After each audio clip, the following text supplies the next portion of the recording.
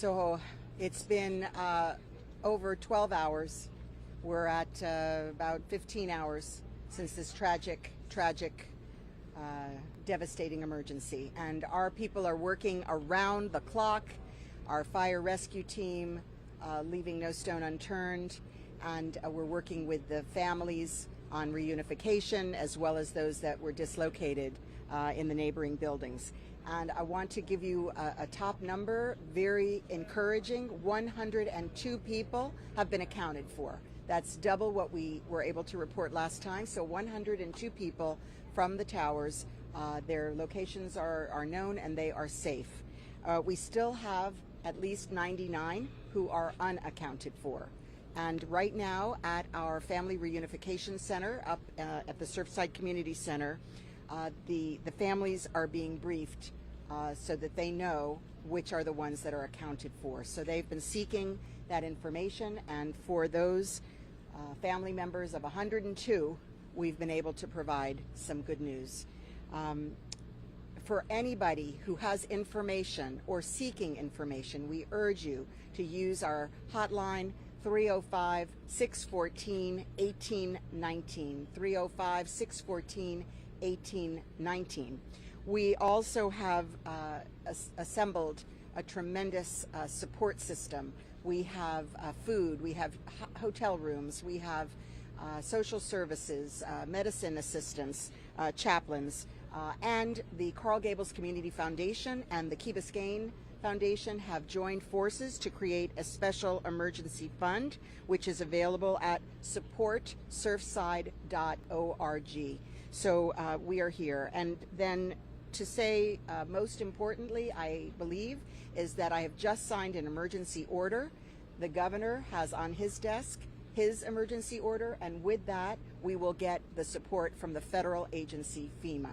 The president has pledged that support, and so shortly these orders will go forward, and we will be able to bring, in addition, FEMA federal assistance to this site and to the families who are suffering.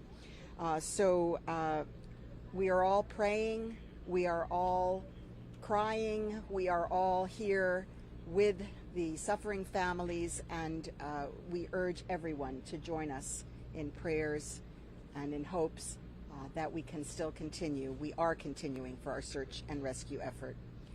Aquí estamos, 15 horas más o menos desde el principio de esta emergencia, y finalmente podemos decir que 102 personas hemos identificado que son seguros, que son están seguras, gracias. Y las familias están recibiendo la notificación ahora de los que están con estos 102 personas, pero todavía tenemos 99 personas al mínimo que no podemos decir dónde están y si son seguras. Pero estamos haciendo todo como antes, como del día y noche entero, buscando personas allí en ese desastre, y todos nosotros estamos con oraciones y benedicciones pensando en las familias, y no vamos a dejar ninguna piedra afuera para que podamos encontrar. Todavía tenemos este número de donde gente pueden pedir información o dar información de las personas que están esperando. 305-614-1819, 305-614-1819. Y también tenemos ahora recursos de la Fundación de Coral Gables Community Foundation, Key Biscayne Foundation y Miami Foundation. Y juntos ellos tienen un fondo que se llama supportsurfside.org. Y finalmente yo acabé de firmar un orden de emergencia de este desastre, y el gobernador tiene también en su escritorio un orden para firmar, y dijo que sí, que va a firmar, y el presidente dijo que está listo a mandar recursos federales por FEMA. Gracias a todos. Thank you, Madam Mayor. Following the mayor, we're going to have the Board of County Commissioners Chairman Honorable Jose Diaz. Thank you. This has been a very sad day for us in our community, but it's also a day that we can see this community come together and provide the very best in support of a very bad and ugly situation. I want to thank the firefighters that since 1:48 in the morning have not stopped in trying to rescue as many people as possible. I want to thank the mayor for all her work and what has taken place. This is very sad when you're dealing with people that don't know the outcome of their family. They're very worried. They just are desperate in the sense that they want to know what's actually taking place. But we continue to try to rescue. We continue to try to find more people. And the number doubled, as the mayor said, which is great news. We want to keep going on that. And I know that the chief fire has more figures as to the director of police, as to stats. All I can say is I am incredibly proud of this community and all its residents and the outpour of support and what they're doing. Thank you to all, and the prayers. That is extremely important. That's what's taking place. So to us, please continue. Our men and women are doing the very best that they can. They're the very best in the world in what they do. And hopefully we'll continue to get good results out of such a tragic situation.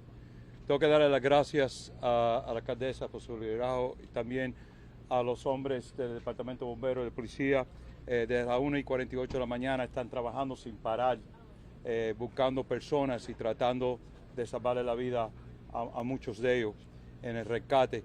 El número creció el doble, como dijo la alcaldesa, de personas que ya son contables, pero todavía quedan 99 que no han sido contables.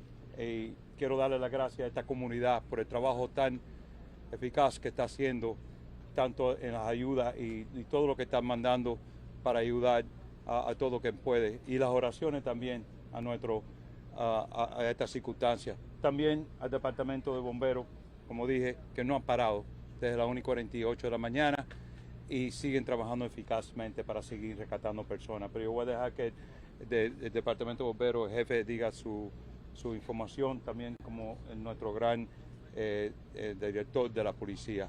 Pero más que nada quise darle las gracias de nuevo a todos los que están trabajando en estas circunstancias y también a los ciudadanos de esta comunidad y de todas partes que han llamado con la ayuda, incluyendo nuestro gobernador y muchos más. Muchas gracias. Thank you, Mr. Chairman. And we're going to follow with the Vice Chair, Honorable Oliver Gilbert.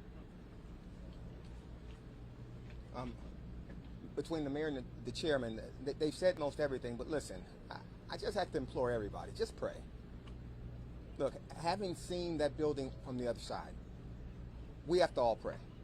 The county, the mayor, the firefighters, the first responders, we're going to all continue to work, but we need everybody to continue to pray because, and not just for the people who were in those buildings, but for their families who are desperately hoping that they're safe. For the firefighters and first responders who are going in there trying to save their lives. For this community, we have to pray. And we're going to pray and we're going to work. We're going to pray and we're going to work. Thank you. Thank you, Mr. Vice Chair. We're going to follow by Representative Debbie Wasserman-Schultz. Thank you so much, Mayor Levine Cava, to the members of the County Commission. I woke up this morning in Washington, D.C. to the horror of seeing a building that had collapsed in Surfside, which is entirely included in my congressional district.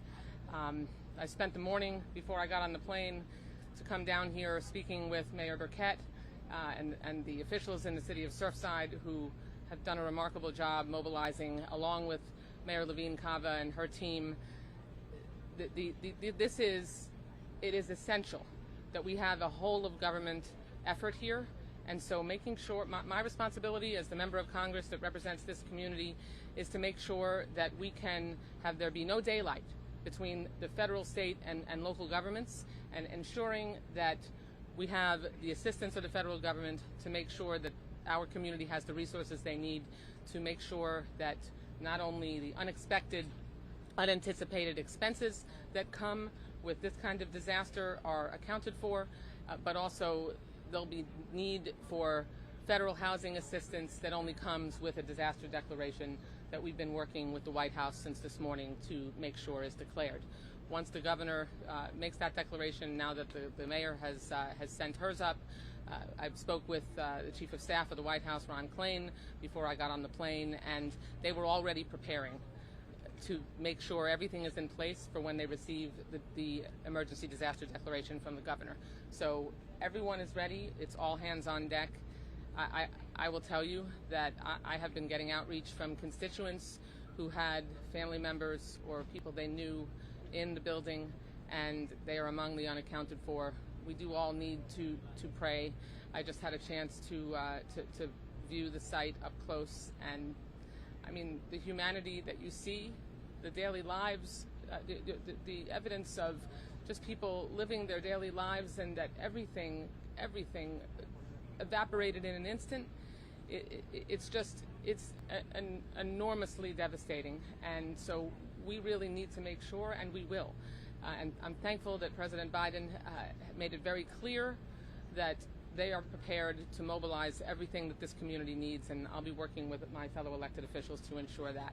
So please know that this entire day, since the news of this tragedy began, we have all been working very closely, and we'll keep this community close and everyone in our prayers. Thank you so much. Thank you, ma'am. We're going to follow up with the Assistant Chief of Operations, Ray Jadala, followed by Public Information Officer Erica Benitez in Spanish. All right, good afternoon. So since the last press conference at 6 a.m. this morning, we shifted our operations from the inside of the building to underneath the rubble. We conducted an assessment, sonar and search cams on the top of the rubble. Sonar is those listening devices. We also utilized canine dogs for the top of the rubble early in the search phase.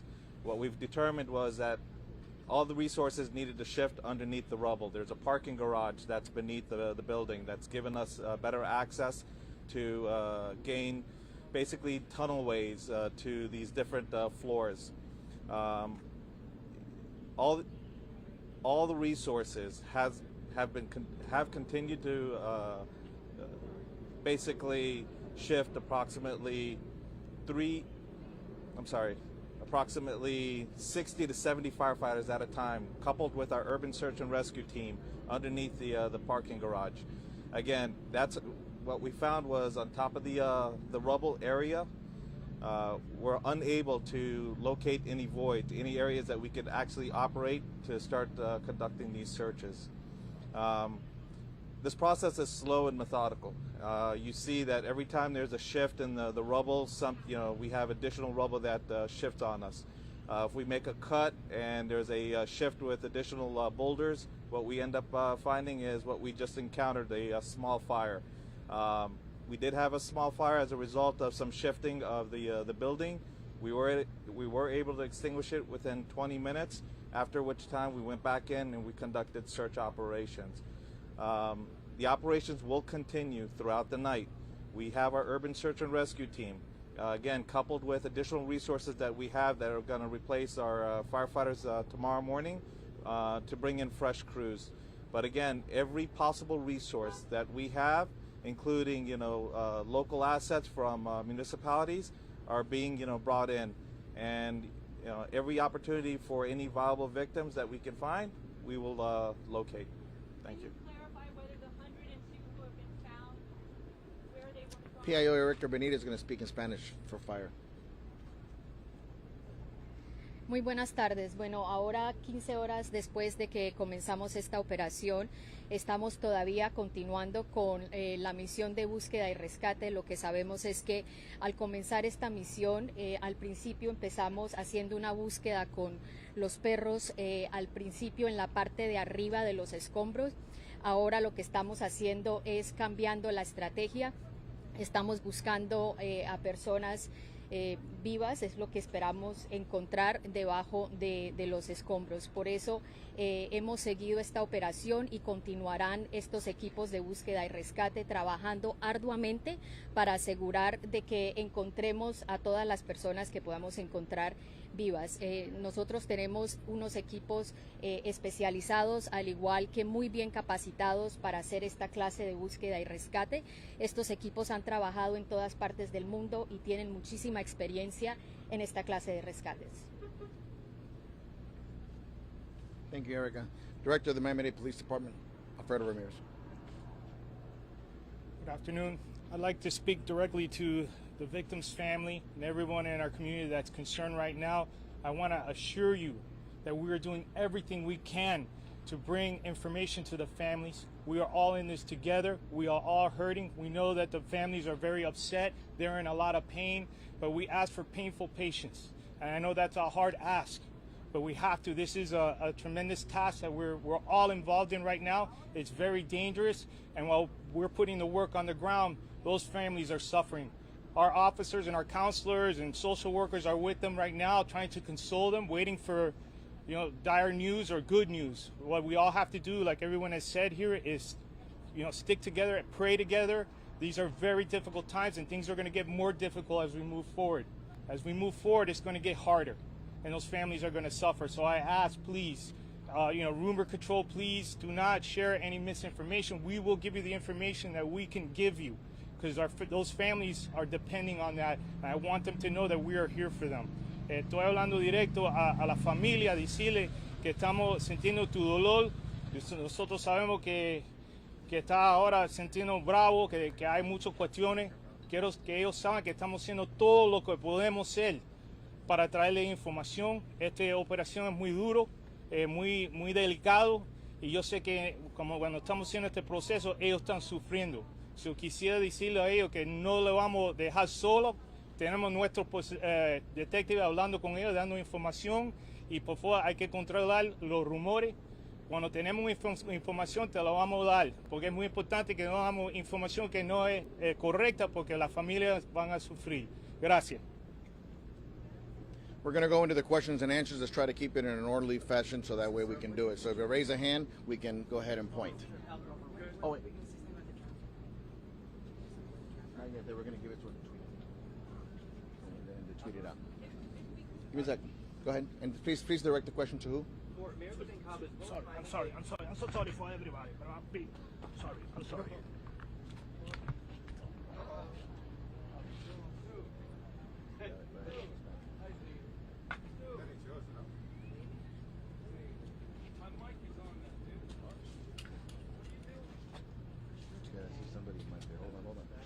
It's okay, we won't go without you. Oh my gosh. I'm sorry, Mayor. It's okay, we're all excited. I hear you. So Mayor, let me comment. Okay, Mayor. Channel 7. Do you have any idea why this happened? No, that's the big question. Yes. Any indication, I know it's early on, but do you or Miami-Dade Fire Rescue any idea why this building collapsed? So at this point, we have engineers on site. Structural issues, obviously, the building did collapse, so we want to understand what happened, but also what risk there might be for the remaining building. So it's a structural engineering question, and through our fire rescue department, they have engineers as well. The city of Surfside is also working with structural Is engineers. Miami-Dade Fire Rescue the lead on trying to figure out why? Yes. Okay. I could answer that. Miami, the fire department is doing the search and rescue. Once they release the scene, the Miami-Dade Police Department will then conduct that investigation as to what is the causes. But right now we're focused on the search and rescue. When that moment comes, that dire moment comes where they transition command, and we will be in charge of the investigation. That's why we're here. We're holding the traffic scenes right now, providing support. We have all our assets here. And once that transition comes, we'll be part of that investigation. Our homicide detectives will be doing a death investigation with other partners, and it'll be very similar to the FIU Bridge tragedy. So there will be a structural engineer issue with the Miami-Dade Police. There'll be other assets that'll be coming once they stop the search and rescue component. ¿Podría repetir eso en español, por favor? And Well, as well, there'll probably be federal resources involved in the investigation as well. Sorry, brief question, and this is probably for fire rescue. If you don't mind, just for people watching so we can be clear, the 102 people who have been accounted for at this time, not necessarily from the collapse, rather the structure in its entirety, people who were evacuated from the building, that's a question. And then regarding the search efforts under the rubble, can you speak at all to whether anyone has been located in that? We've heard reports of people hearing sounds, trying to locate individuals. Can you speak to what you may have found at this point? All right, so to echo the mayor's numbers, so in combination to our numbers this morning, so we had 35 victims that were pulled from the structure by fire rescue. This is an additional 2 victims that were pulled from the rubble. Now we have a total of 11 patients that were treated. Of those 11, now we're up to 4 patients that have been transported. Now we have been getting what we call, again, sonar, sound devices that we're getting from inside the rubble in various areas. And again, it is a very slow and methodical process because every time we start breaching parts of the structure, we do get debris that falls on us. In regards to the structural engineer, we do have structural engineers that are embedded with Miami-Dade Fire Rescue to prevent the building from collapsing on our firefighters as we continue with this search and rescue phase. Again, since 1:48 a.m., Miami-Dade Fire Rescue has not stopped. Again, the optics may seem that there's nothing going on top, but all operations, I cannot emphasize enough, all operations are occurring underneath the rubble. They're occurring underneath the parking garage where we have teams of firefighters constantly as they continue to making cuts, breaches, and placing sonar devices, search cams to locate victims. As we make one hole, we access a floor, we continue to the various areas. But to answer the question, we did receive sounds, not necessarily people talking, but sounds, what sounds like people banging, well, not people, but sounds of a possibility of a banging. Short of that, we haven't heard any voices coming from the pipe. Related to the search and rescue, yeah, to clarify, there was a report around 4:15 or so saying that 2 people had been pulled, or 2 or some number had been pulled from the wreckage this afternoon. That was an incorrect report. That was correct. The only numbers that we have for patients that were removed from the actual structure or rubble is the 35 and 2. So a total of 37 have been pulled from the structure itself. The New York Times, is there any concern associated with the stability of the building at this point? Situations of this nature where there's an emergency, there's been a catastrophic occurrence with a structure, there's always going to be a concern. But again, we do have structural engineers that are embedded with Miami-Dade firefighters.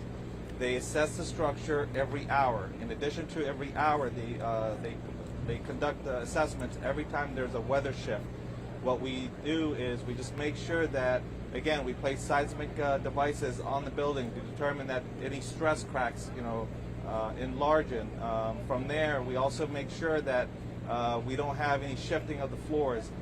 Every time we make a breach underneath the ground, we do have some debris that rains down on the firefighters. And again, what we encountered was some shifting of the debris, and eventually we did have a small fire which was extinguished within 20 minutes.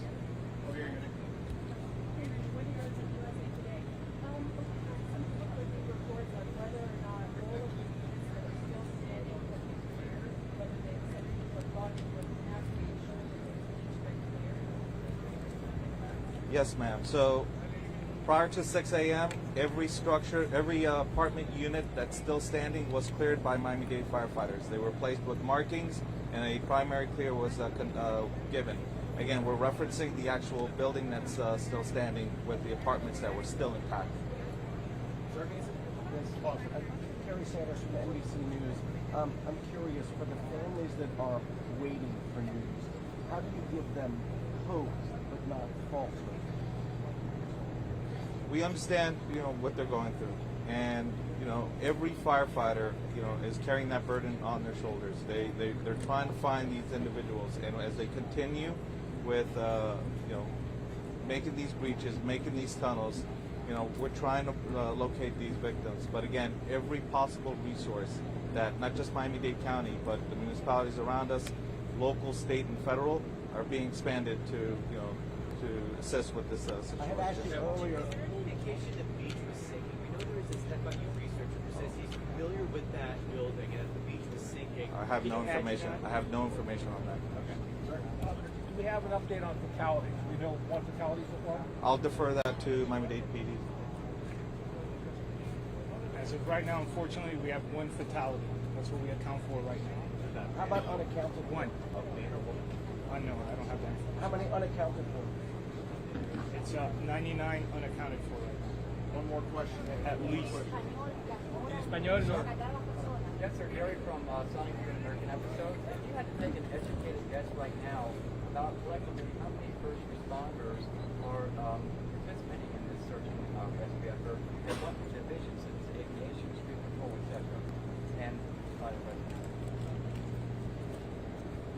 Yes, hi, Alan Kaminsky, Fire Chief, Miami-Dade Fire Rescue.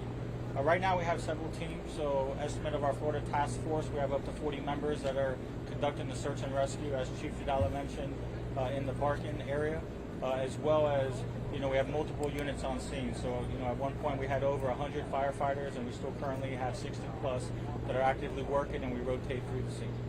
Has there been any injuries reported regarding the fire? No, as of now we had no injuries of any firefighters, any person. How many rescue dogs? We currently have 4 that we've been rotating through. Thank you, folks. Are there any concerns about asbestos with firefighters lasting? I know this is a building, there's a lot of dust. Are any precautions, anything you can say about the risk? Definitely, when we make entry, wear the necessary proper respiratory protection. So we have the proper protection on when we're in that environment.